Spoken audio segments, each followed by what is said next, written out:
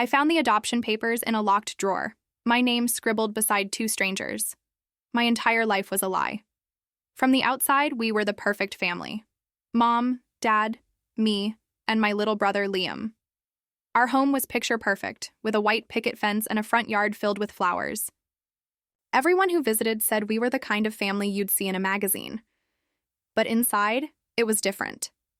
There was always a tension, a coldness that I couldn't explain.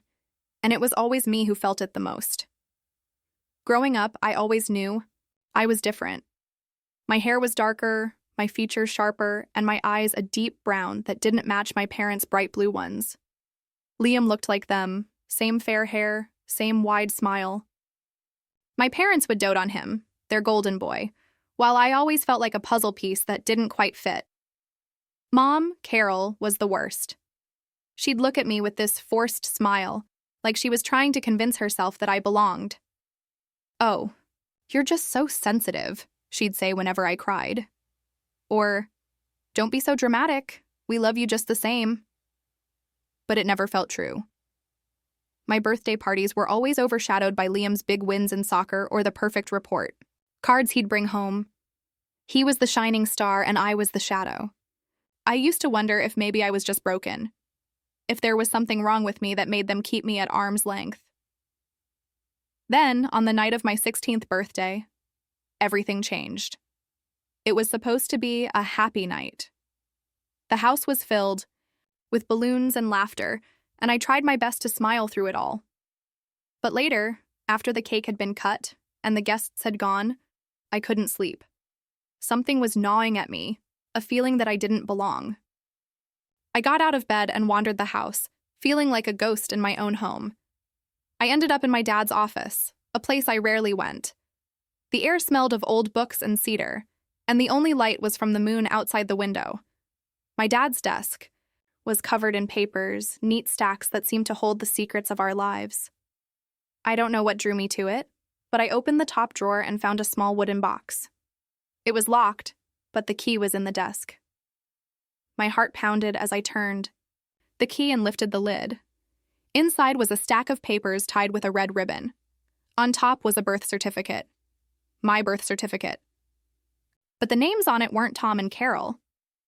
My hands shook as I read the names, Emily Grace Reynolds and Daniel James Holt. Who were they? Why were their names where my parents should be? I flipped through the stack, finding hospital records, adoption papers, documents that spelled out a truth I had never imagined. I was adopted. I sat there for what felt like hours, the weight of the truth pressing down on me. My mind raced, replaying every moment of my childhood, the cold stares, the whispered conversations I was never meant to hear, the feeling that I didn't quite belong. It all made sense now. I wanted to scream. I wanted to confront them, to demand answers. But I also felt a strange sense of relief. Finally, I understood why I'd always felt like an outsider. It wasn't me. It was them. They had been hiding the truth from me my entire life. I put the papers back and locked the box, my hands trembling. I didn't sleep that night. I lay in bed, staring at the ceiling, feeling like my entire world had been turned upside down. The next morning, I couldn't look at my parents the same way. At breakfast, Mom chirped about Liam's upcoming soccer tournament, and Dad nodded along, smiling like nothing had changed. But everything had changed. I watched them, wondering how they could sit there and pretend everything was normal. How they could lie to my face every day. I tried to act normal too. I told myself I needed time to process, to figure out what to do. But inside, I was on fire. I wanted to find out who Emily and Daniel were. I needed to know where I came from. That day, after school, I went back to the office. I copied down the names and any details I could find. I didn't want to raise any alarms, so I was careful. I started searching online using every tool I could think of.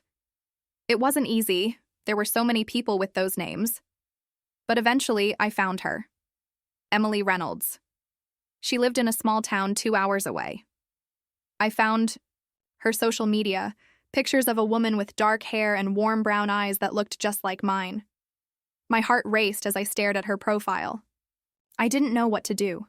Part of me wanted to reach out right away. Part of me was terrified. What if she didn't want me? What if she'd moved on and forgotten all about me? But I couldn't let it go. I needed to know the truth. I decided to write her a message. I kept it short. Hi, I think you might be my biological mother. My name is Natalie. I'd really like to talk to you. I hovered over the send button for what felt like an eternity. My hands were shaking. Finally, I clicked it. There was no turning back now. The next day, she replied. My heart was in my throat as I read her message. Natalie, I've been hoping for this message for so long. Please, let's talk. Tears filled my eyes. I didn't know if I was crying, from relief or fear, but I knew one thing for sure. I wasn't alone anymore. We started messaging every day. She told me about her life, about how she'd been forced to give me up when she was only 18. She said she'd never stopped thinking about me, never stopped hoping that one day I'd find her. We shared pictures, stories, and slowly, I felt a warmth I'd never felt before. I didn't tell my parents. I didn't trust them with this. It was mine, my truth, my connection to the woman who had given me life. I started sneaking out to meet Emily. We'd meet at a cafe halfway between our towns. She'd hug me so tightly every time we met, tears in her eyes. You look just like your father, she'd whisper. But you have my heart. For the first time in my life, I felt like I truly belonged. Emily and I laughed and cried together. She showed me baby pictures, pictures of me as a newborn in her arms, both of us with the same dark hair and brown eyes. She told me about the day I was born, how she'd held me and promised she'd always love me, no matter what. Every visit with her made the coldness at home feel even more suffocating. Carol and Tom acted like everything was fine. They talked about college and Liam's future, never once suspecting that I had found the one person they never wanted me to know. One night, after another tense dinner where I barely spoke, Mom came to my room. She sat on my bed, brushing my hair out of my face. Natalie, is something wrong? She asked, her voice soft and sweet. I looked at her, really looked at her, and felt a surge of anger. How could she sit there and pretend to care when she'd lied to me for so long? No, I lied. I'm just tired. She smiled, like she believed me. All right, sweetheart. Just remember, we love you. Always. I wanted to scream, but instead I just nodded. I kept my secret meetings with Emily, going for weeks. Each time I learned more about her and about myself. I felt stronger, more sure of who I was, but I also felt the anger building inside me. My parents had stolen this from me, this love, this connection, and I wasn't going to let them keep me from it anymore. The more I learned, the more I realized I couldn't keep living the lie. I needed to confront them. I needed to make them see what they'd done. On my 18th birthday, I decided it was time. We were having a party, just like always. Family, friends, neighbors. Everyone who'd ever believed the perfect picture my parents had painted. I spent the day pretending to be the happy daughter, the loving sister. But inside, I was counting down the hours. When the cake was cut and the music was playing, I slipped away to my room. I grabbed the USB drive where I'd saved all my messages and recordings with Emily. Every word, every photo, every truth they'd tried to bury. I went back downstairs and plugged it into the TV. The room went quiet as the screen lit up. At first, it was just a picture of Emily and me, side by side, our eyes so clearly the same. Then her voice played, soft and clear. Natalie, I want you to know I've always loved you. I never wanted to give you up. They told me I had no choice, but I never stopped hoping you'd find me. I watched my parents' faces pale. The guests looked around, confused. I didn't care. I let it all play out. The messages, the photos, the truth. When it was over, the room was dead silent. My parents stared at me, their perfect world shattered. How could you? Carol whispered, tears in her eyes. How could I? I shot back. How could you? How could you lie to me for 18 years? Tom tried to speak, but I didn't let him. You took everything from me, I said. But I've taken it back. I know who I am now, and you can't take that away. From me. I left the house that night with Emily by my side. I didn't look back. I didn't need to. My past was behind me, and the future was finally mine. I had never truly understood the meaning of betrayal until that night. The night Carol's voice cracked like thunder as she screamed that I was ungrateful, that they had given me everything I ever needed. My heart pounded in my chest, my hands shaking as I clutched the phone I'd used to record her confession, the echoes of her words still burning in my mind. It had been weeks since I'd found the adoption papers in that dusty drawer, weeks of secret meetings and whispered phone calls, of piecing together a life that was never meant to be hidden. Emily, my real mother, had become my sanctuary, her gentle voice and warm laughter filling the empty spaces inside me that Carol and Tom's icy love had never touched. She told me stories about the day I was born, about the softness of my newborn skin and the way I'd curled my tiny fingers around hers. She showed me faded photographs of us together, her arms wrapped protectively around me in a hospital bed, a soft smile on her face despite the pain of knowing she'd be forced to let me go. Every word, every memory she shared with me felt like a balm on the wounds I'd carried all my life, the wounds of never feeling like I belonged, of never quite fitting into the mold Carol and Tom had built for me. At first, I didn't want to believe it. I wanted to cling to the idea that my family loved me, that their coldness was just a misunderstanding, a gap in our language of love.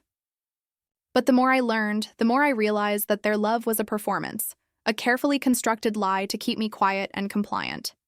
They'd always made me feel like I was asking for too much attention, too much understanding, too much love. Liam, on the other hand, had never known that ache. He was the golden child, the one they celebrated and protected, their real son by blood and by choice. I had always been the outsider, the one who had to work twice as hard for half as much, and now I finally understood why. The truth was a bitter pill to swallow, but it was also liberating. I wasn't crazy, and I wasn't ungrateful. I was a girl who had been lied to, over and over, until the lies became my reality. In the weeks that followed, I became a different person. I stopped tiptoeing around the truth and started digging deeper. I asked Emily for everything she could. Remember, every scrap of information that might help me understand how I ended up in the arms of people who never wanted me for me. She told me how she'd been young and alone, how she'd trusted Carol and Tom when they promised to give me a better life. But they never told her that their promise was a prison for me, a place where love was conditional and my worth was measured against the image they wanted to project to the world. Emily's voice would shake when she told me these things, her eyes glistening with tears she refused to let fall. I wanted you to have the world, she said. I didn't know they would keep you from me like this. I would hold her hand and tell her that it wasn't her fault, that we were both victims of the same lie. The tension in my house grew thicker with every day that passed. Carol and Tom noticed the change in me, the way I pulled away from their forced smiles and hollow apologies. They couldn't figure out why I was suddenly so quiet, why I stopped trying to please them at every turn. I think they thought I was just being difficult. Another phase I would grow out of if they ignored it long enough. But they didn't know that every time I closed my bedroom door, I was talking to Emily, learning the truth they had buried. I was becoming stronger, sharper, no longer the obedient daughter who would swallow my pain to keep the peace. The night everything changed started like any other. We were sitting in the living room, the air thick with unspoken words. Liam was bragging about his new job offer, and Carol was beaming with pride, her eyes shining as she told him how he deserved every success. I sat there in silence, my fingers tracing the edge of my phone case where the recordings of Emily's story lived. Tom turned to me, his smile tight and forced. "Why don't you congratulate your brother?" he said, his tone dripping with condescension. I looked at Liam, at the smug smile on his face, and felt a flash of anger so bright it almost blinded me. "Congratulations," I said softly, but there was no warmth in my voice, no love in my words. Carol's eyes narrowed, and for a moment, the mask slipped. "What's wrong with you lately?" she snapped. You've been so distant. We're your family. You should act like it. My laugh was bitter and low, a sound I barely recognized as my own. Family? I echoed. Is that what you call this?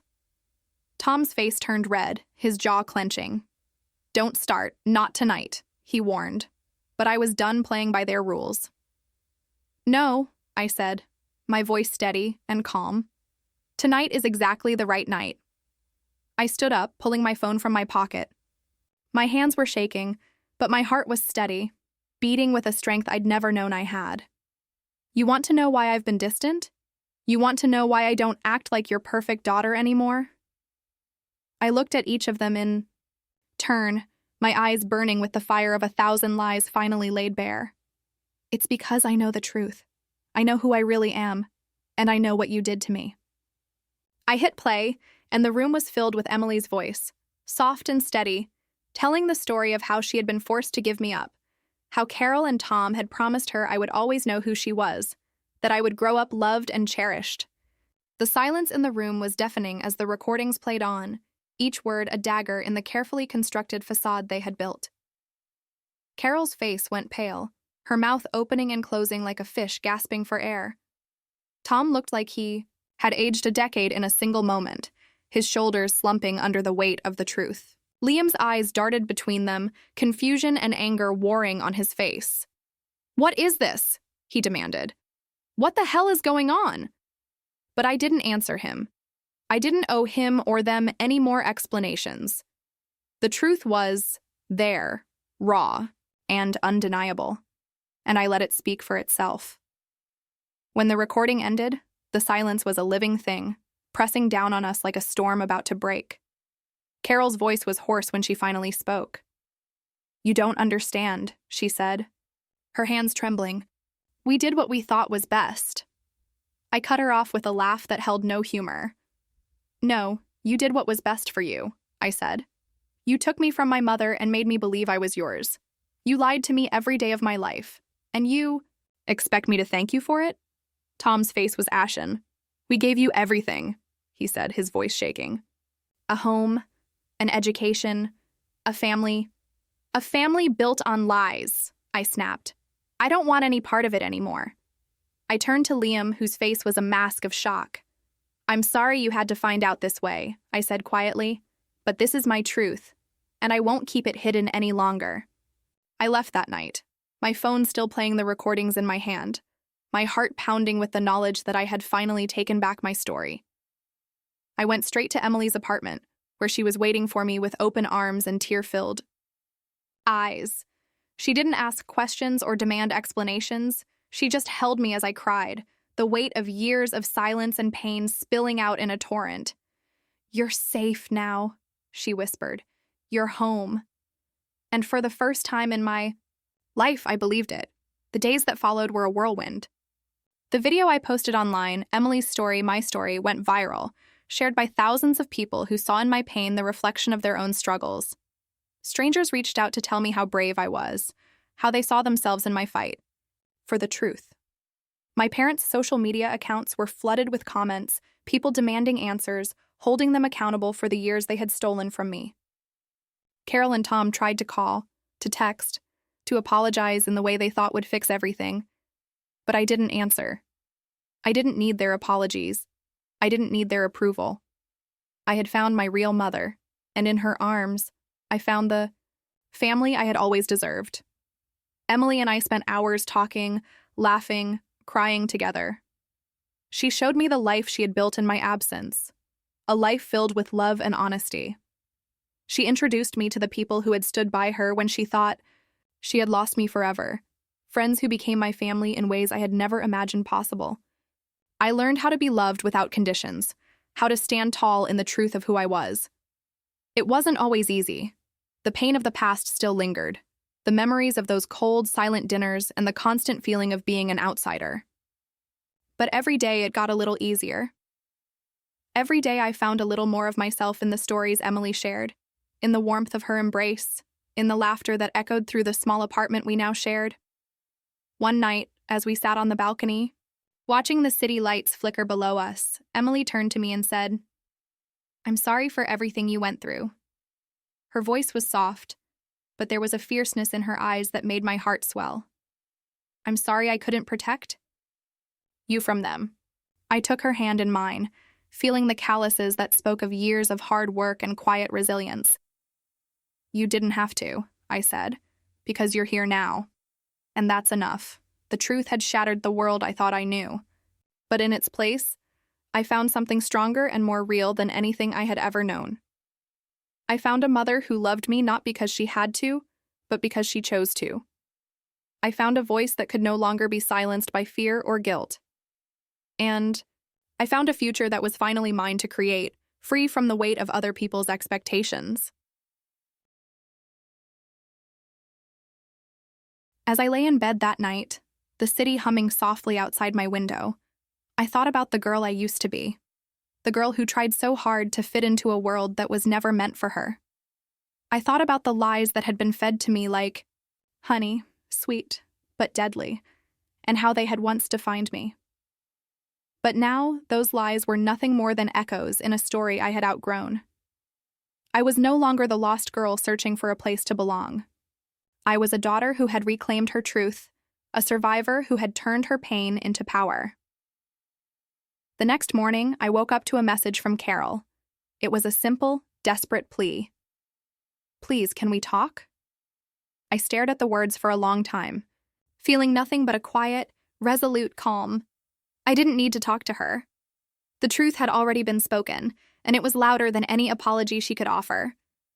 I deleted the message and turned to Emily, who was making breakfast in the kitchen, her smile bright and warm as the sun. I walked over to her, wrapping my arms around her waist, and whispered, "Thank you for finding me." She turned in my arms, her eyes shining with love. "Thank you for coming home," she said. In that moment, I knew that the past could never hurt me again. The lies had been exposed, the world they had built around me reduced to rubble. But in the ashes, I found something unbreakable, the truth of who I was and the family I had always deserved. And that was enough. That was everything.